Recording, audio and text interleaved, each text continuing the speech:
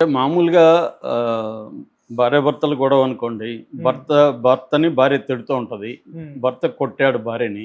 అప్పుడేదో మనం బోయి భర్తని విడదీయడమో, భర్తను ఒక దెబ్బ వేసామనుకో, హ్మ్. భార్య మన మీదకొస్తుంది.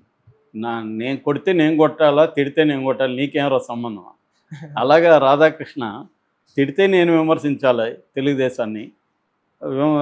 ఏదన్నా లోపాలుంటే నేను చెప్పాలి గానీ, మీరెవర్రా చెప్పడానికి అని ఇప్పుడు కేడర్‌ని తిడుతున్నాడు. ఓకే. ఆయన మొన్నటి వరకు ప్రతి కొత్త పలుకులో చంద్రబాబును తప్పుపడుతూ కొత్త పలుకులు రాశాడు. ఇప్పటికి గూడా ఈ ప్రభుత్వంలో లోపాలు ఎక్కడెక్కడ కుమ్మక్కై తినేస్తా ఉండారు మొత్తం ఆయన రాస్తా ఉన్నాడు.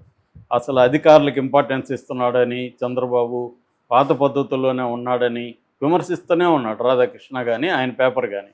కానీ ఇప్పుడు ఈరోజు విచిత్రంగా తెలుగుదేశం సోషల్ మీడియా వాళ్ళు తెలుగుదేశం కొంప ముంచుతున్నారు, తమ్ముళ్ళు తొందరొద్దు అని టైటిల్ పెట్టి విచిత్రంగా రాశాడు. ఆ విచిత్రం ఏందంటే తెలుగుదేశం సోషల్ మీడియా వాళ్ళు అతిగా స్పందిస్తూ ఉన్నారు ప్రతిదానికి.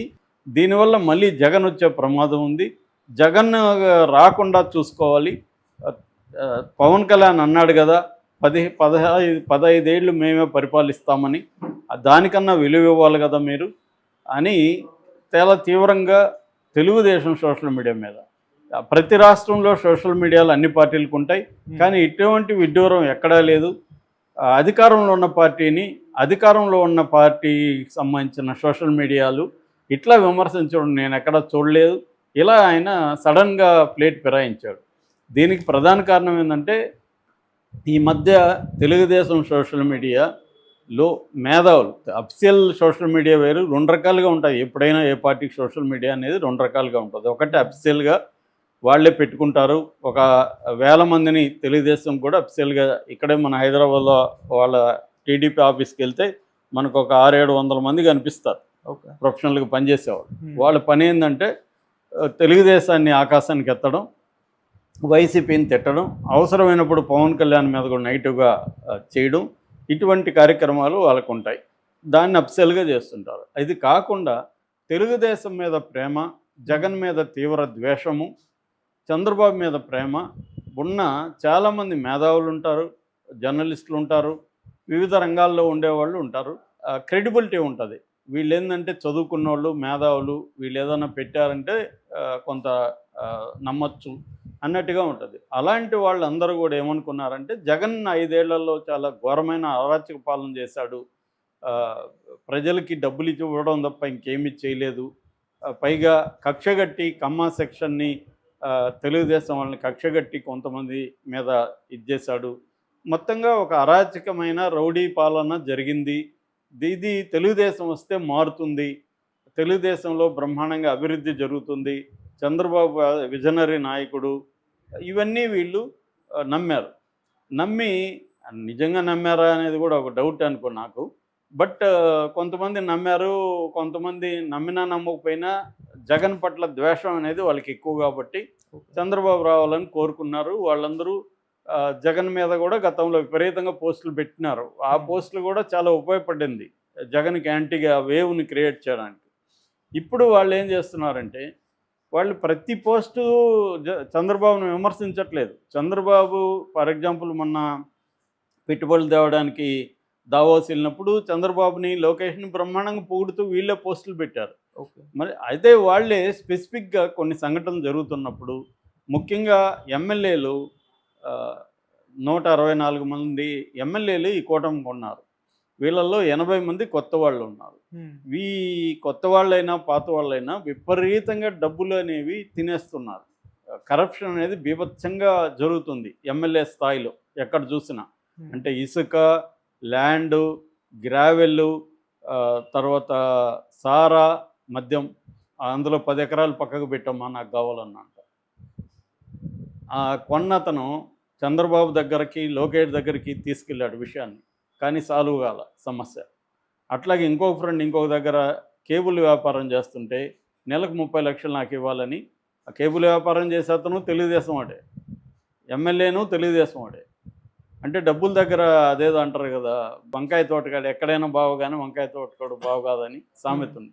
అలాగా పేకాటే ఇది ఇదే అన్నట్టుగా అతన్ని అడిగారు.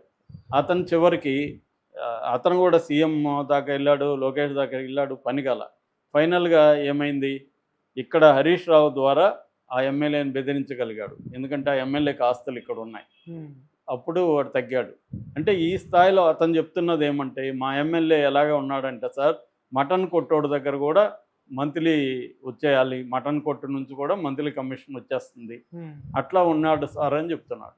సో ఇది పరిస్థితి. ఆ ఎమ్మెల్యేని అడిగామనుకో, ఎందుకే నువ్వు ఇలా చేస్తున్నావు అంటే, సార్ నేను ఒక 10 ఏళ్లుగా రాజకీయాల్లో ఉన్నాను. 10 ఏళ్లుగా నేను డబ్బులు ఖర్చు పెడతానే ఉన్నాను. మొన్న కూడా లోకేష్‌కి 30 కోట్లు పంపించాను. ఇంకొక 100 కోట్లు నేను ఇక్కడ ఖర్చు పెట్టుకున్నాను. సో నాకు ఈ 10 ఏళ్లలో 300, 400 కోట్లు నాకు బ్యాండ్ పడింది. నాకు మళ్ళీ ఎమ్మెల్యే పదవి ఉంటుందో లేదో తెలీదు.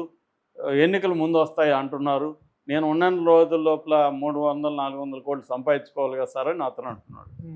దీంట్లో ఇప్పుడు మనం ఏం చేయాలి? నువ్వు సంపాదించొద్దు, నువ్వు ఖర్చు పెడితే పెట్టావు, నిన్నోడు రాజకీయాల్లోకి రమ్మన్నాడు అని అడుగుతాం అనుకో. నిన్నోడు రమ్మన్నాడు, నిన్నోడు ఖర్చు పెట్టమన్నా అంటే అదే పరిస్థితి. రాజకీయాల మోడల్ అది. సో ఇలాంటి మోడల్ ఉన్నప్పుడు తెలుగుదేశం సోషల్ మీడియా, ఈయన ఆ మాట అనలేదు. తెలుగుదేశం సోషల్ మీడియా అన్నాడు. ఇందులో 2 రకాల అనఫ్సియల్, అఫ్సియల్. అఫ్సియల్‌లో ఎవరు కూడా ఈయన చెప్పినట్టుగా విమర్శించరు. అనఫ్సియల్‌గా ఉండి తెలుగుదేశం పట్ల ప్రేమ, జగన్ పట్ల ద్వేషం ఉండేవాళ్ళే ఇది మాట్లాడుతున్నారు. వీళ్ళ ఉద్దేశం ఏంది? ఈ ప్రభుత్వంలో తప్పులు మనం ఎత్తి చూపితే, ప్రభుత్వం మార్చుకుంటే మళ్ళీ ఈ ప్రభుత్వమే అధికారంలోకి వస్తుంది. ప్రభుత్వం తప్పులు చేస్తే మళ్ళీ జగన్ అధికారంలోకి వస్తాడు. జగన్ అధికారంలోకి రాకూడదనేది కదా వీళ్ళ అభిప్రాయం. అందుకనే కదా వీళ్ళు విమర్శిస్తున్నారు. ఈయనేమంటున్నాడు, రివర్స్ మాట్లాడుతున్నాడు. మీరు విమర్శించడం వల్లే మళ్ళీ జగన్ అధికారంలోకి వస్తాడని ఈయన మాట్లాడుతున్నాడు. జగన్ అధికారంలోకి రాకూడదంటే మీరు విమర్శించకూడదని. అంటే ఈయనే ఒక పక్క ఏమో విమర్శిస్తున్నాడు. ఎక్కడెక్కడ ఘోరాలు జరుగుతున్నాయి, ఎమ్మెల్యేలు ఎలా తినేస్తున్నారు అవన్నీ ఈయనే చెప్తున్నాడు. ఒక పక్క ఏమో సోషల్ మీడియాని విమర్శిస్తున్నాడు. మీరు అలా చెప్పకండి, ప్రభుత్వాన్ని దోషిగా నిలబెట్టకండి అని. ప్రభుత్వాన్ని దోషిగా నిలబెట్టాలనేది వాళ్ళ ఉద్దేశం కాదు. ప్రభుత్వంలో జరిగే ఈ అరాచకాలు కావచ్చు, అవినీతి కావచ్చు, అక్రమాలు కావచ్చు, వీటిని బయటికి తీయడం ద్వారా వాళ్ళు తీసేది కూడా ఇవే తీస్తున్నారు. వైసీపీ వాళ్ళ మీద దాడులు కానీ వాటినేమి వీళ్ళు ఖండించట్లేదు. ఈ తెలుగుదేశం మేధావులు కూడా వైసీపీ వాళ్ళ దాడులు, వైసీపీ వాళ్ళ మీద దాడులు కావచ్చు, అక్రమ కేసులు పెట్టి, ఇప్పుడు పోసాని మీద అక్రమ కేసులు పెట్టారు. ఎవరైనా ఖండించారా? కానీ పోసాని మీద ఇప్పుడు ఎందుకు పోసాని అరెస్ట్ చేశారంటే, ఈ జీవీ రెడ్డి విషయంలో డైవర్షన్ చేయడానికే చంద్రబాబు అరెస్ట్ చేశాడని తెలుగుదేశం మీడియా వాళ్ళు పెట్టారు పోస్ట్. అది వాస్తవం కూడా కదా. జీవీ రెడ్డి ఇష్యూ ఒక పక్క బర్నింగ్గా ఉంటే సడన్గా దాన్ని డైవర్ట్ చేయడం కోసమే పోసాన్ని అరెస్ట్ చేశారు అన్న విషయాన్ని తెలుగుదేశం మీడియా చెప్పింది. ఇది కాంటెక్స్ట్ అనమాట. ఈయన రాయడానికి ఇమీడియట్ కాంటెక్స్ట్ వచ్చి పోసాని ఇష్యూని కూడా సపోర్ట్ చేయాలి కదా మీరు. పోసాని భయంకరంగా తిట్టాడు కదా గతంలో లోకేష్ని, చంద్రబాబుని, పవన్ కళ్యాణ్ని. అలాంటి అరెస్ట్ చేసినప్పుడు మీరెందుకు దాన్ని సమర్థించట్లేదు అని ఈయన ఆక్రోశం. ఓకే, కరెక్టే, సమర్థించాలి. కానీ టైమింగ్ సార్, పోసాన్ని అరెస్ట్ చేయడం వెనక ఈ ప్లాన్ ఉంది సార్. జీవీ రెడ్డి ఇష్యూను డైవర్ట్ చేయడానికే చంద్రబాబు పోసాన్ని అరెస్ట్ చేయించాడు అనేది వాళ్ళే చెప్తున్నారు. ఇది కనుమ. ఇది అంటే రాధాకృష్ణ చాలాసార్లు ఎలా రాస్తుంటాడంటే, చదివే వాళ్ళందరూ ఇంతంత పూలు పెట్టుకొని ఉంటారు, మనం ఏం చెప్పినా ఈ పూలు పెట్టుకునే వాళ్ళు నమ్మేస్తారు అని ఆయన పూలు పెట్టుకొని రాస్తాడనమాట. ఎవడు నమ్మడు. ఇవాళ అందరికీ మీడియా ఫాలో అయ్యేవాళ్ళు, న్యూస్లు ఫాలో అయ్యేవాళ్ళు. సో ఒక్క పేపర్లో వచ్చింది ఎవడో నమ్మట్లేదు. ముఖ్యంగా జ్యోతిలో వస్తే ఇది తెలుగుదేశం ఉందని అందరికీ తెలుసు, సాక్షిలో వస్తే ఇది వైసీపీ అందరికీ తెలుసు. ఇవాళ దేంట్లో వచ్చిందని అడుగుతారు. ఏదైనా ఒక న్యూస్ చెప్తే దేంట్లో వచ్చిందని అడుగుతారు ఎవరైనా. సాక్షిలో వచ్చిందంటే అది వేస్ట్ లేని సార్ అంటారు, జ్యోతిలో వచ్చిందంటే అది వేస్ట్ లేని సార్ అంటారు. అంతగా ఇవన్నీ బయటకు వచ్చేసాయి. కాబట్టి రాధాకృష్ణ లాంటి వాళ్ళు చెప్పడం వల్ల ఏమీ జనం మారరు. వాళ్ళు కూడా మేధావులు, ఈ పోస్టులు పెట్టేవాళ్ళందరూ వాళ్ళు చాలామంది నాలెడ్జ్ ఉండేవాళ్ళు. వాళ్ళకి తెలుసు వాళ్ళ పర్పస్ ఏంటో కూడా తెలుసు. వాళ్ళ పర్పస్ కూడా జగన్ రాకూడదనే వాళ్ళ పర్పస్. జగన్ మళ్ళీ రాకుండా ఉండాలంటే ఏంటి? జగన్ కంటే బెటర్ పరిపాలన ఇవ్వాలి, జగన్ కంటే అరాచకాలు తక్కువ ఉండాలి, జగన్ ప్రభుత్వం కంటే ఉన్న దాంట్లో అవినీతి తక్కువ ఉండాలి, జగన్ కంటే ప్రజల్లో బెటర్ అయిన ఇది రావాలి, అభివృద్ధిలో రావాలి, సంపద సృష్టిలో పెరగాలి ఇవి కదా జగన్ని మళ్ళీ రాకూడదంటే చేయాల్సింది.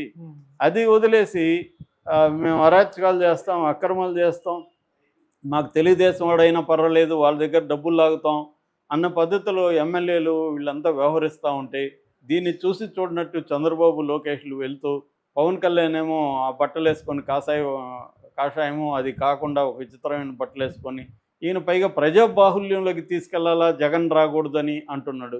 ప్రజాబాహుల్యం అంటే ఏంటి? వీళ్ళకి వేసింది 60% మూడు పార్టీలకి, 40% వాళ్ళు ప్రజాబాహుల్యం కాదా? 40% ఆల్రెడీ జగన్కి వేశారు. సో ఈ 60%లో కూడా జగన్ కంటే బెటర్గా ఇస్తారేమో, ఈ పథకాలు ఇస్తారేమో నమ్మిన వాళ్ళు కనీసం 10% ఉంటారు. ఎందుకంటే వీళ్ళు ఎక్కువ హామీలు ఇచ్చేస్తారు కాబట్టి, పవన్ కళ్యాణ్ గ్యారంటీ ఉన్నాడు కాబట్టి మనకి ఇస్తారేమో. కాబట్టి జగన్ కంటే అన్ని విధాలా బెటర్ పరిపాలన చంద్రబాబు ప్రభుత్వం ఇవ్వాలి. అది ఇప్పటివరకు ఇవ్వట్లేదు. 9 నెలల్లో 1,00,000 కోట్లు అప్పు చేశారు. ఇప్పటివరకు సూపర్ 6 కానీ ఏవి కానీ అందులో ఒకటి తప్ప, పెన్షన్ తప్ప ఇంకేది అమలు కావట్లేదు. ఇప్పుడు ఈ బడ్జెట్లో కేటాయించామంటున్నారు, అది ఎంతవరకు అమలు అవుతుందనేది చూడాలి. సో 9 నెలలుగా 1,00,000 కోట్లు అప్పులు చేసి పథకాలు ఏమి అమలు చేయకుండా, ఎటువంటి అభివృద్ధి లేకుండా, ఒక అమరావతి తప్ప ఉత్తరాంధ్ర కానీ రాయలసీమ పట్ల ఏ రకమైన కన్సర్న్ లేకుండా ఉంటే వ్యతిరేకత రాకుండా ఏం చేస్తుంది? సో దాన్ని ఎప్పుడు సేఫ్టీ వాల్వ్ అంటారు. అంటే మన దాంట్లో మనమే వ్యతిరేకిస్తే నిజానికి ఆ సేఫ్టీగా ఇది పోతుంది. మనం ఇప్పుడు కుక్కర్లో సేఫ్టీ వాల్వ్ ఎందుకు పెడతారు? ఏదైనా ఎక్కువ అయితే దాని గుండా వెళ్ళిపోతుంది. ఆ సేఫ్టీ వాల్వ్ లాగా వీళ్ళు పనిచేస్తున్నారు. నిజానికి మెచ్చుకోవాలి. Telugu Desam non official social media Telugu Desam కూటమి ప్రభుత్వాన్ని విమర్శించడాన్ని